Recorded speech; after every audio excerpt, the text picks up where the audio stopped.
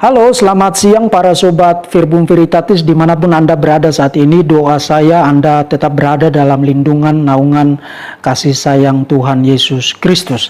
Nah, saya hanya sedang punya sedikit waktu, jadi mari kita bicara hanya secara khusus mengenai sebuah teks spesifik yang seringkali digunakan oleh para apologet Muslims untuk mencoba membuktikan pandangan Quranik mengenai Isa berdasarkan kitab-kitab Injil. Dan teks yang saya maksud adalah Markus pasal 13 ayat 32. Tetapi tentang hari atau saat itu tidak seorang pun yang tahu, malaikat-malaikat di surga tidak, dan anak pun tidak, hanya Bapa saja. Nah, bagi orang yang memahami iman Kristen dan memahami bagaimana cara membaca Alkitab secara bertanggung jawab, bahkan melalui pembacaan sekilas saja terhadap teks itu, Anda bisa langsung melihat bahwa teks itu menolak sama sekali untuk digunakan memenuhi tujuan propaganda Islam. Dan karena itu saya mengajak Anda untuk memperhatikan 5 pokok penting mengenai teks itu. Pertama, teks itu ada dalam konteks pembicaraan Yesus mengenai eskatologi, khususnya mengenai hari parusia. Parusia itu bicara tentang kedatangan Yesus yang kedua kali. Dan menurut Yesus di dalam teks itu mengenai parusia, tak seorang pun yang tahu, para malaikat di surga pun tidak tahu, anak pun tidak tahu, hanya Bapa yang tahu. Itu konteksnya. Dan yang kedua, menurut para pakar studi Yesus sejarah, perkataan Yesus di dalam Markus pasal 13 ayat 32 itu adalah perkataan otentik, asli dari Yesus. Kenapa mereka berkesimpulan begitu? Karena di dalam studi Yesus sejarah ada salah satu kriteria otentisitas yang disebut dengan istilah criteria of embarrassment, kriteria rasa malu. Nah, menurut kriteria ini sangat tidak mungkin gereja mula-mula atau dalam hal ini Markus sebagai penulis Injil ini menciptakan kata-kata itu lalu menaruhnya ke dalam mulut Yesus. Itu sesuatu yang sangat tidak mungkin. Jadi pandangan umum mengenai Markus pasal 13 ayat 32 di kalangan para pakar studi Yesus sejarah adalah ini benar-benar pernah dikatakan oleh Yesus. Itu yang kedua. Yang ketiga, kalau Anda memperhatikan komposisi kalimat yang membentuk ayat itu secara utuh, Anda mendapati bahwa Yesus menyebut dirinya dengan sebutan anak dan menyebut Allah dengan sebutan Bapa. Jadi Yesus memandang dirinya sebagai anak Allah dan memandang Allah sebagai Bapanya. Itu jelas di dalam ayat ini, dan menurut poin kedua tadi itu otentik, asli, berasal dari Yesus.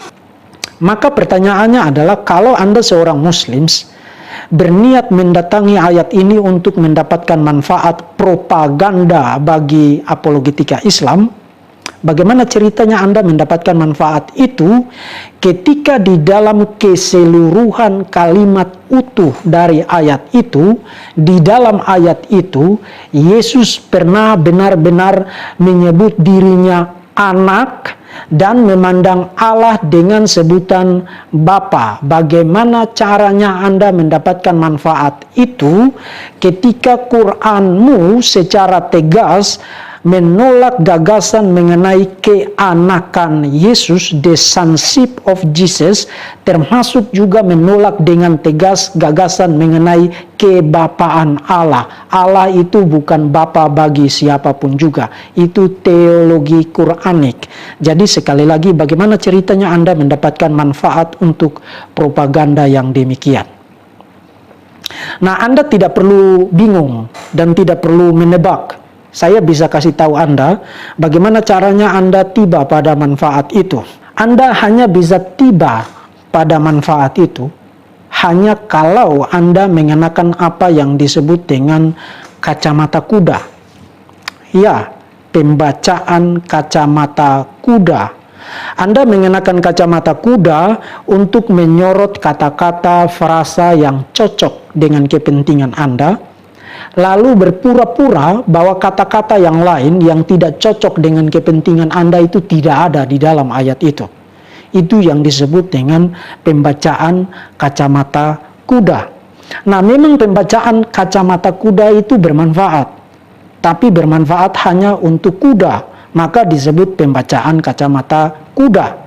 Sebab mereka yang terpelajar, mereka yang akademik, mereka yang terdidik, mereka yang menyayangi akal sehat mereka, mereka yang menjunjung tinggi nilai-nilai kejujuran dan integritas intelektual, tidak pernah menganggap pembacaan dengan kacamata kuda itu sebagai pembacaan yang masuk akal.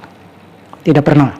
Jadi Anda bisa mendapatkan manfaat propaganda dengan mendatangi Markus pasal 13 ayat 32 hanya dengan cara melakukan pembacaan kacamata kuda. Dan itulah yang Anda lakukan selama ini, bukan hanya terhadap Markus pasal 13 ayat 32, tapi terhadap seluruh isi Alkitab yang Anda comot-comot untuk Anda pikir bisa memenuhi kepentingan apologetika Islam.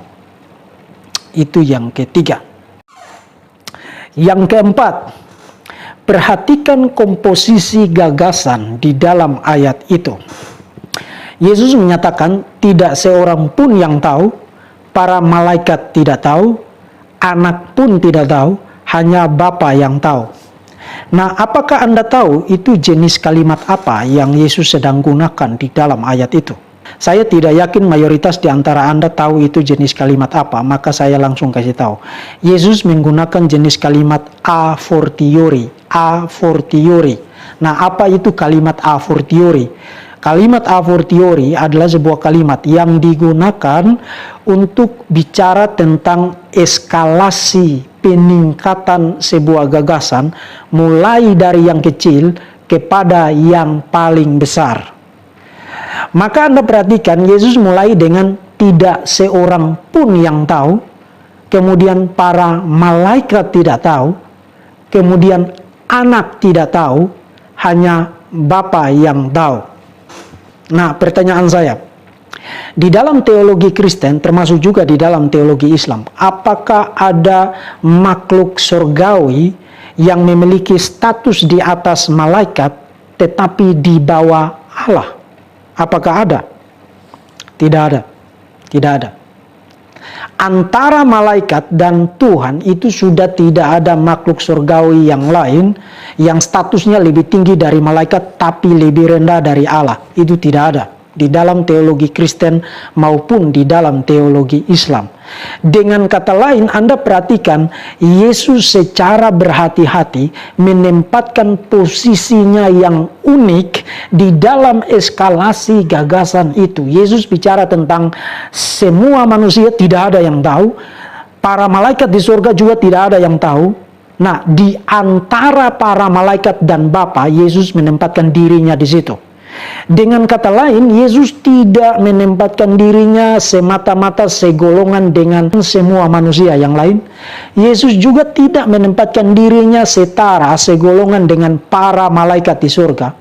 Tapi pada posisi yang unik, di atas manusia, di atas para malaikat, Yesus menempatkan dirinya di situ, tapi di bawah Bapa. Nah, ini maksudnya apa?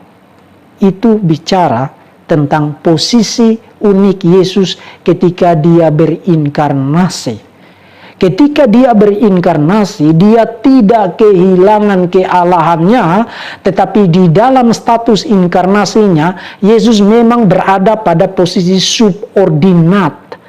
Yesus berada pada posisi yang lebih rendah dari Bapa. Kenapa? Karena dia sedang menjalankan misi kemesiasannya menjadi manusia.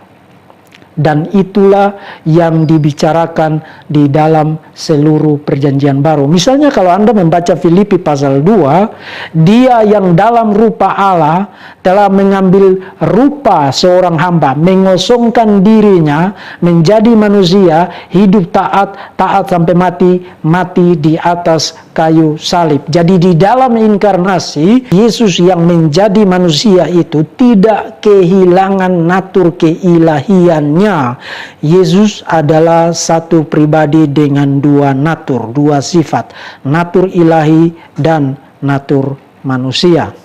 Dan itu mengantar kita kepada poin yang kelima. Itu berarti perihal anak tidak tahu, termasuk di dalamnya Yesus lahir, Yesus bertumbuh besar, Yesus makan, Yesus keletihan, Yesus ketiduran, Yesus dipukul, Yesus dihina, Yesus disalibkan, Yesus mati. Itu bukan merupakan bukti bahwa Yesus bukan Tuhan.